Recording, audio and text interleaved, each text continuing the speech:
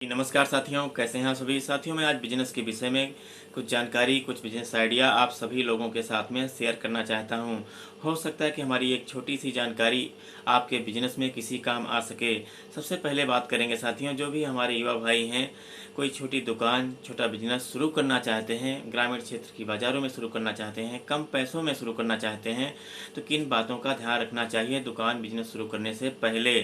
सबसे पहली बात तो है साथियों, जहाँ पर आप शुरू करना चाहते हैं, जिस बाज़ार में शुरू करना चाहते हैं, वहाँ पर आपको ध्यान रखना है जिस लाइन की आप दुकान करना चाह रहे हैं, उस लाइन की दुकान कम से कम हो, बिल्कुल ना हो तो ठीक है। कोई दुकान है भी तो बहुत छोटी हो, उससे थोड़ा बड़ी दुकान आपको करना चाहिए। लेकिन आपको ध्यान रखना है पब्लिक का आवागमन ज़्यादा होना चाहिए, जिससे आपकी दुकान स्टार्टिंग से ही चले। ठीक है, इस चीज़ पर आपको ध्यान रखना चाहिए। दूसरी बात है साथियों, कहाँ पर नहीं करना चाहिए। उस बाज़ार में आपको नहीं करना चाहिए जिस बाज़ार में बड़ी बड़ी दुकानें हों।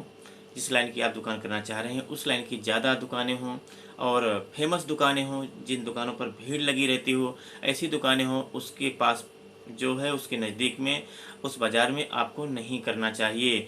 नहीं तो आप कम पैसे से शुरू करेंगे तो आपकी दुकान नहीं चल पाएगी, क्योंकि जो बड़ी दुकानें होती हैं पहले से फेमस होती हैं, लोग जो हैं कस्टमर उसी पर जाते हैं। छोटी दुकानों पर जाना इतना पसंद नहीं करते हैं। ठीक है, इस चीज़ों को आपको ध्यान में रखना है। दूसरी बात है साथियों, जो लॉकडाउन की वजह से बिजनेस पर इतना फ़र्क पड़ा है, बिजनेस स्लो हो गए हैं और उनकी सेलिंग कम हो गई है। फिर से तेज़ी कैसी आएगी और बिजनेस में जो है मार्जिन कम हो गई है, फ़ायदा कम हो रहा है।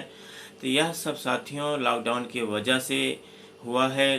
बहुत सी कंपनियां जो प्रोडक्ट तैयार करती थी, सामान बनाती थी, वह कितनी कंपनियां बंद हो गई हैं। जो काम करने वाले वर्कर थे सब गांव चले गए, घर चले गए अपने। इसलिए जो है मार्केट में सामान का शार्ट हुआ, सामान महंगे भी हो गए और उन पर फ़ायदा जो रिटेल प्राइस है, मार्जिन भी जो है कम हो गई। लेकिन यह सब साथियों फिर से बिजनेस में तेज़ी आएगी, लेकिन थोड़ा समय जाएगा।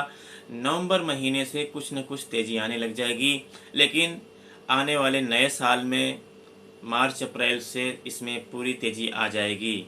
6-7 महीने का समय ज़रूर लगेगा, लेकिन बिजनेस फिर से अपने पटरी पर वापस आ जाएंगे और फिर से आपकी सेलिंग बढ़ेगी, आपकी मार्जिन भी बढ़ेगी, आपको फ़ायदा भी ज़्यादा होगा। अभी जो सेलिंग कम होने का कारण है, यह कारण है जो महानगरों में लोग कमाने आते थे, बाहर से, दूसरे प्रदेशों से, सभी जगह से। लेकिन बाहर जो कमाकर पैसा अपने गांव भेजते थे, वह पैसा भेजना बहुत ही कम हो गया है। इसलिए लोग जो खर्चा कर रहे हैं बहुत ही लिमिटेड खर्चा कर रहे हैं। जो ज़्यादा ज़रूरी सामान है, खाने का सामान है, उसमें भी बहुत ही लिमिटेड खर्चा कर रहे हैं। इसलिए जो है बिक्री, जो बिजनेस पे सेलिंग है, बहुत कम हो गई है।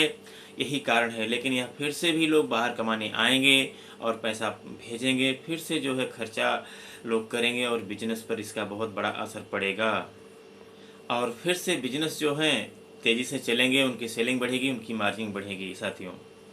दूसरी बात है साथियों, जो ऑनलाइन बिजनेस किए हैं इस लॉकडाउन ने, जो ऑफलाइन बिजनेस थे, वह बहुत सारे बिजनेस ऑनलाइन में बदल गए और बदलना भी चाहिए।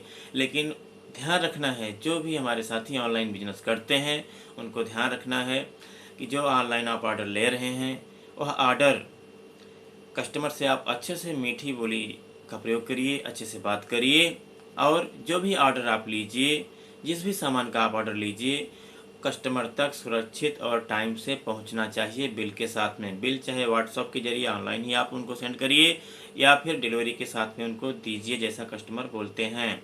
लेकिन आपको ध्यान रखना है, ऑनलाइन में जो खाने लाइन का बिजनेस है, होटल है, रेस्टोरेंट है और दूसरे लाइन का जो भी खाने लाइन का सामान है, इस लाइन का जो आप डिलीवरी करते हैं, आपका बिजनेस है, आपके पास 2-4 वर्कर काम करते हैं, जो भी है, आप स्वयं डिलीवरी मैन रखिए। उससे यह फ़ायदा होगा कि आपका जो सामान है खाने का, वह सुरक्षित कस्टमर तक पहुंच जाएगा।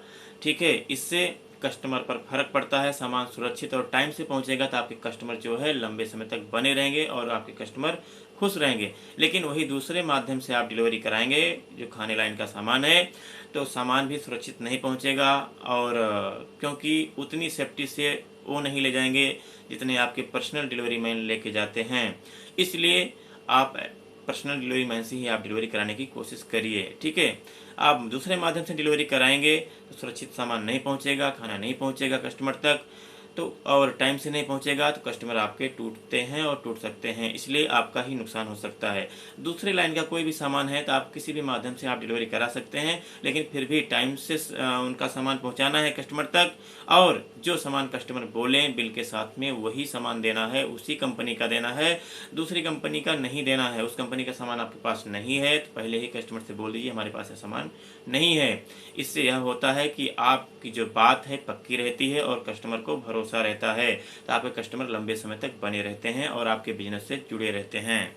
और जो भी हमारे भाई बड़ा मोबाइल का शोरूम खोले हैं और उनके पास मोबाइल का शोरूम है, उनके पास कस्टमर कम आते हैं, तो सबसे बड़ी मेन पॉइंट की बात है साथियों, शोरूम जो होता है मोबाइल का, उसमें जब कस्टमर आए आपके पास तो शोरूम में सब सैंपल लगे होते हैं मोबाइल फ़ोन के, तो कस्टमर को अच्छे से घूम घूम कर उनकी मर्जी के हिसाब से आप देखने दीजिए, उनको बीच में डिस्टर्ब मत करिए, क्योंकि मोबाइल जो होता है उसका रेट, उसमें क्या क्या फंक्शन है, सब जो है लिखा रहता है, और अपने हिसाब से उनको देखने दीजिए।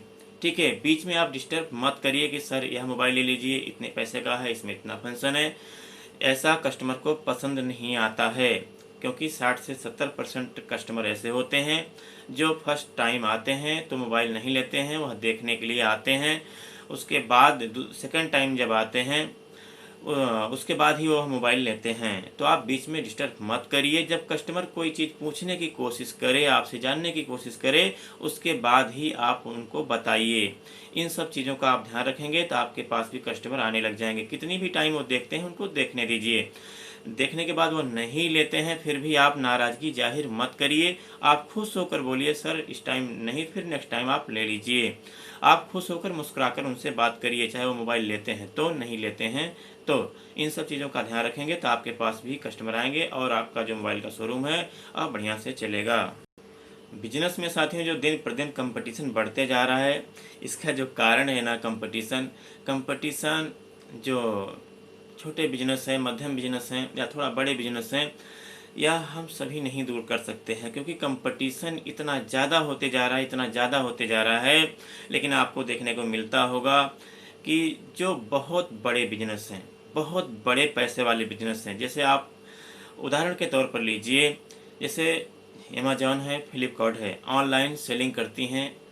तो जो मोबाइल का बिजनेस है ऑनलाइन, फ्लिपकार्ट जो है 70% मोबाइल ऑनलाइन फ्लिपकार्ट सेल करती है और 30% अमेज़न सेल करती है, क्योंकि मोबाइल के जो है विषय में फ्लिपकार्ट सबसे आगे है।